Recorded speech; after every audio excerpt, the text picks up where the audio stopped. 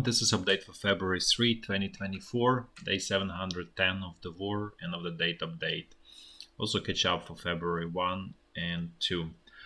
So I'm going to start as always with general strategic updates, and then I'm going to switch to the situation on the battlefield. So I'm going to start with actually a visit of Tucker Carlson to Moscow to interview Russian president. I think this could be viewed from several angles. First is from a Russian perspective, it's excellent opportunity to actually turn confrontation into more acute phase in the West and sort of turning into sort of more of internal fight in the West, which is divided, and obviously Tucker Carlson is representing one of the sort of sides of this divide. There is another opportunity is to obviously do some positive PR and actually potentially seek opportunity for peace, accept peace on the Russian terms, and that's another. It's not like a guaranteed goal, but if this happens, why not? It doesn't. You're not losing anything. So there is some kind of like feeling that there is some desire to find peace, but peace, as I said, from a Russian perspective, where significant portions of Ukraine will be captured or consummated by Russia. The rest will be sort of puppet state that Russia probably will consume in the coming several years. And when the West is sort of gonna lose its sort of cause and desire to continue supporting Ukraine. So it's sort of multifaceted situation. There's another sort of angle to it from Ukrainian perspective. It's obviously absolutely negative because it's turning Ukraine into object, where Ukraine effectively doesn't decide anything, and it's basically will be cut up into pieces between Russia on one side and, let's say, US on the other one. And in this case, it's really a failure of Ukrainian political leadership, which did not maintain proper relationship with both sides of the political sides in the US, and essentially aligned with only one party, and that's obviously you by virtue of that you becoming the enemy of the another party, and that's obviously also part of the problem with getting approval for financing for Ukraine. So again, this whole situation, without doubt, was exacerbated by the completely incompetent moves by Ukrainian leadership that basically decided to bet sort of on one horse as opposed to two. So that's and just as a I call it logistical details. I don't know if it matters. Actually, Tucker Carlson arrived on February 1st via Istanbul. So he's been there for already a couple of days. Now I'm going to switch to the situation in Ukrainian political sphere and the sort of power struggle that's unfolding. I mentioned this in previous videos, where Ukrainian president is dead set on firing head of Ukrainian army, General Zaluzhny, and apparently he wants to replace him with his puppet, General Syrsky, which is I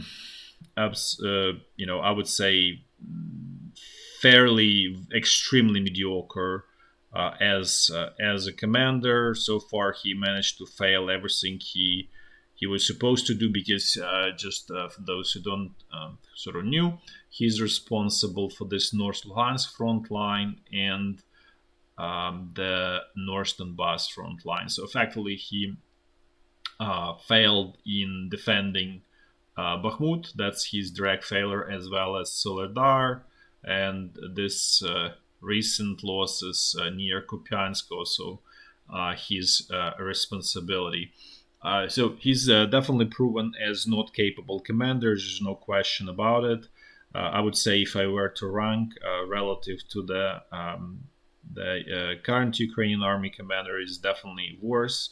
At the same time, they both not great commanders.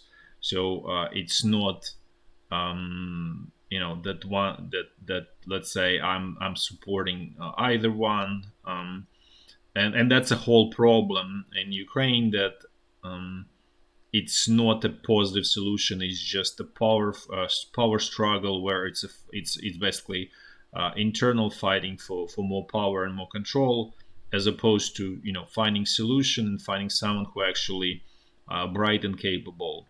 And that's obviously another negative towards the sort of future of this whole situation. But going back to this, so there was a meeting between the military commander and Ukrainian president on the second, where he was supposed to uh, dismiss head of Ukrainian army. He did not dare to do that, and the reason for that is that situation is so combustible inside of Ukraine. As I said, Ukraine is quickly approaching this 1917 moment, that he was afraid, that I believe that's my sort of interpretation of this, that his Ukrainian president is literally afraid of losing control, where he might be ousted literally, and literally, there could be threat to his physical threat to his life, and that things may just simply go out of control, and this would be trigger for that 1917 moment. I'm not saying that the current head of Ukraine military is going to be sort of positive side in that 1917 moment. It's just that things can literally deteriorate and start going out of control. And I think this is what sort of stopped him for now from doing that. Not the pressure from the West. The West essentially sort of was hands off.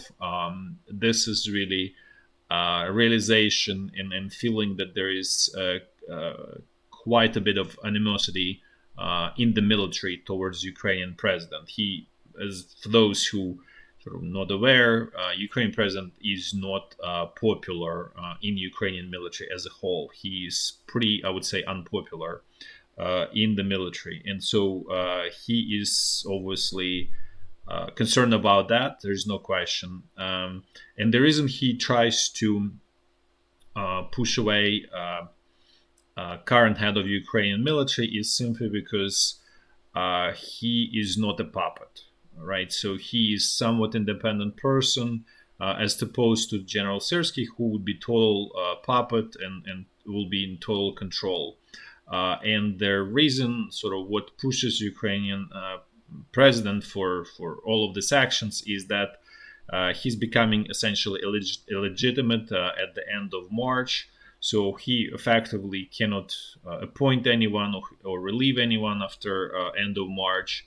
And so, and it's going to be a very interesting situation in Ukraine, because Ukrainian parliament is already illegitimate, as I mentioned before. Then Ukrainian president is going to be legitimate. So whoever is going to be in charge of Ukrainian army military is effectively going to be de facto the head of Ukrainian of Ukrainian state, and that's why Ukrainian president wants to remove independent figure, because he wants to have someone who's going to be as I said, complete puppet. So we'll see where this all goes, but again, the whole pressure around Ukraine, pressure on the front line, problem with securing financial support, problems with military equipment, all of that creating extreme pressure inside of Ukraine, and pressure actually for change. So in some ways, if it's directed in the right direction, this could be positive. Because Ukraine needs change, and without the change, Ukraine will simply fail as state. Now let's switch to the situation on the front line. I'm going to do a walkthrough, as I always do, in a clockwise fashion. starting from very north. So the situation along the state border remains more or less stable. No any signs of immediate Russian attack as it's being claimed. As I mentioned before, there's simply not enough Russian troops at this point. And Ukrainian military is not in that such a bad shape to the point that that Russia would be comfortable, using all of its resources to do a drive towards Kiev, because the ultimate goal is going to be obviously Kiev. There's no question about that. Then let's move to the situation on the North Luhansk front line. Things here are sort of more or less similar to what they've been. Russian pressure from the north east of Kupiansk, then also pressure along this road towards Kupiansk, and also kind of like from sort of relatively kind of like eastern direction, south or a little bit southeastern direction. So far, no advances by Russian troops. Doesn't mean that it's not going to happen in a couple days, because it's very clear that Ukrainian army is losing its sort of cohesion, its ability to hold the ground. Let's put it this way. In these areas, more specifically, then situation in the southern part of this sector remains more or less stable. Russian attacks, but so far they've been hold off. Now let's move to the North Donbass front line. The northern part of the front line is quiet, as it typically is. The southern, there are Russian attacks straight west of Bakhmut. Russian forces are sort of gaining little by little. 100 meters. One day. Another 100. A couple more days. So basically, it's a very very small snail's pace move towards west. There is a channel here for those who not aware with the map. There is essentially like natural separation, and so the goal for Russian side is to get to, in a way you can kind of look at this area as Ukrainian bridgehead on the eastern side of the channel, and so the big picture goal is to eliminate this whole bridgehead that's being held by Ukrainian forces. So this is what the Russian troops are executing, and obviously at extremely slow pace. There are some attacks and Ukrainian counter attacks around Klishchiivka. Then Ukrainian troops even reported that they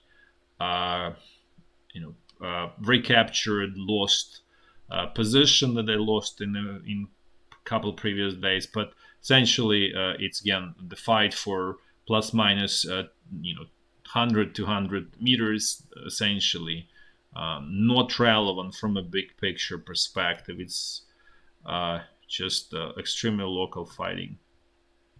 Now let's look at central Donbass front line.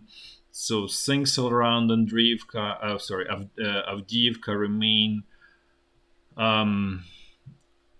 pretty negative, and there are negative developments. Essentially, Russian troops managed to, advance in the northern part of this salient and of flank, and basically the jaws are starting to close on the both sides. So it's becoming less and less comfortable or sort of defendable for Ukrainian troops to hold on to Avdiyivka.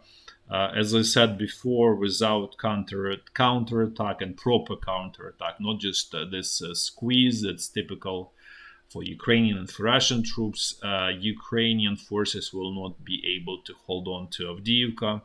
The only question is timing. Could be another month, could be another 2 months, it could be really as quick as 2 weeks. But the writing is on the wall.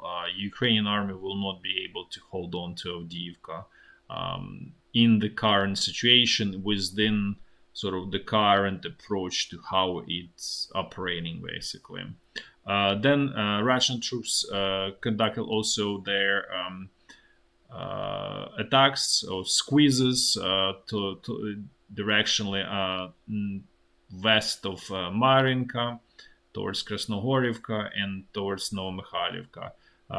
No advances in this area. Now let's move to the Zaporizhya front line. Things here are pretty much quiet. There's not really much going on. There's some very sort of weak and probing Russian attack around this village Zlataneva without even attempt to achieve anything. As I said, it's just probing attack. Effectively, this front line is quiet. Now let's move to the front line along Dnipro River. Things here are actually somewhat active and actually favorable for Ukrainian forces, which managed to expand bridgehead along the Dnipro River. So basically, it's becoming, it's not in depth, but it's in length. So Ukrainian forces effectively moved